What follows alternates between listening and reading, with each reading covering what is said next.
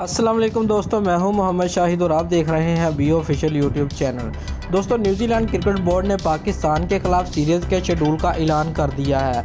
Pakistan cricket team दिसंबर और जनवरी में New Zealand में 3 T20 और 2 टेस्ट मैच खेलेगी। पाकिस्तान केवीज़ के देश में सीरीज़ खेलेगा। दोस्तों, न्यूजीलैंड क्रिकेट बोर्ड ने शेड्यूल जारी कर दिया है। दिसंबर और जनवरी में होने वाली सीरीज़ में 3 T20 और 2 टेस्ट मैचेस खेले जाएंगे। T20 सीरीज़ का पहला मैच 18 दिसंबर को ऑकलैंड, दूसरा 20 दिसंबर को हैमिल्टन और तीसरा 22 दिसंबर को नेपियर में खेला जाएगा।